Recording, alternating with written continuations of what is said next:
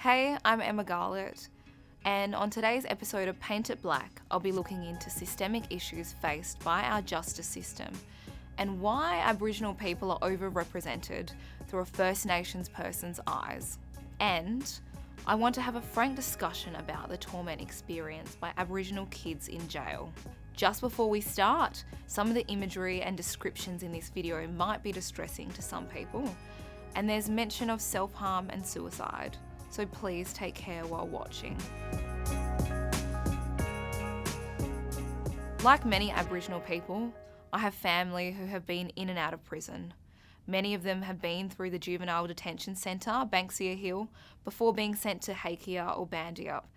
It is not uncommon to go to family funerals and have your cousin or uncle show up in their handcuffs and dark green clothes to pay respects for the loss of a family member. In fact, some of my earliest memories is giving family members a hug at a funeral while they're handcuffed to a prison officer. It is not a normal occurrence for much of society, but for Aboriginal people, unfortunately this narrative is shared, and it is many of our stories. Having family members with court dates a couple of times a year is normal. It is normal to go to visit family in prison. Going to prison should not be the rule, it must be the exception.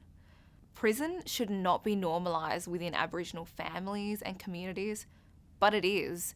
And for me, it was normalised from a young age, from the exposure and normalisation of family members handcuffed to prison officers. Unfortunately, every year it seems more and more of our young people are going through the justice system.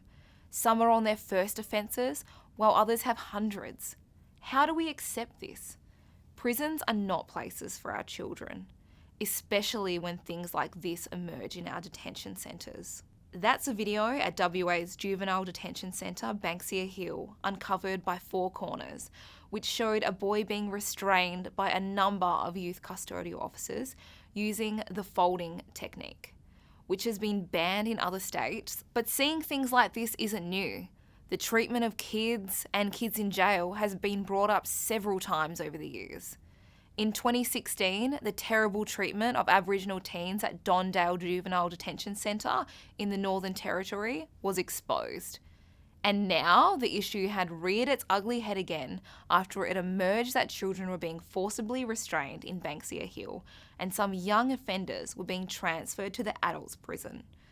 Now, I know there's an argument that some of the kids in Banksia Hill are in there for committing serious crimes, but instead of simply reacting to the crimes, we need to look at what's going on behind the scenes.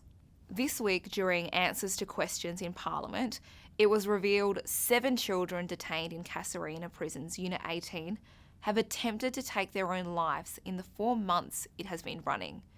It is the maximum security facility holding children within the adults' prison. How did we get here? I want to share with you some statistics. Some of you might have heard before, while others may shock you. I do, though, want these numbers to tell a story of how systemic racism and a lack of understanding leads to Aboriginal people being the most incarcerated people in the world. According to Amnesty International, while First Nations people make up just 2% of the overall population, we make up 26% of the prison population. Aboriginal kids are 26 times more likely to have interactions with the law than the rest of the population. Some of the kids in jail right now are 10 years old. I'll let that sink in. The breadth, depth, and complexity of exposure to crimes and environmental factors which enable crime need to be talked about. The family fighting, the domestic violence, the children who are abused and neglected by people who have also been abused and neglected. These are all catalysts and all a part of a much bigger problem. But it is much bigger than this. It's a systemic problem. It is rooted in the lack of services and the failure to have basic human needs met. Love, belonging, safety and security. How do we provide this if a child's parents are in prison themselves? Then how do we provide this to our children if they are taken away and put into out-of-home care? We can try to change environmental factors. We can try to push to raise the age of criminal responsibility. But what we need to address are the issues with the right methodology, gather and understand the data, and implement community designed, led and governed solutions. Surely a parliamentary inquiry is a common sense step to look into the treatment of teenagers in Banksia Hill. Aboriginal people have been victim to institutional abuse in the past. This is why it's important to hold an inquiry now to ensure current practices are not a repeat of history. It is a human rights issue, and we need to understand the nature and extent of the problem before flicking poor band-aid solutions over the top of what are environmental, systemic and cyclical issues embedded in the culture of communities, organisations and government departments. Further than this, we need investment into community projects which keep kids off the street and provide a sense of purpose and belonging. We need the government departments to step up and provide adequate housing.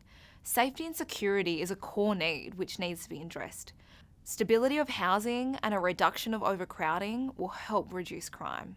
It is a system failure which has not facilitated adequate services by our people, for our people, nor has it met the needs of our people after we've been taken away from our family, from our culture, and been dispossessed from our land and identity.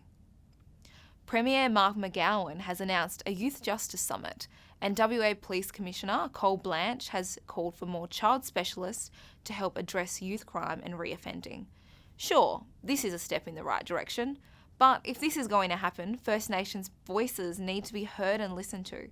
We know our family, we know our community, and we deeply understand the issues which need to be addressed to save our children from further abuse and suffering.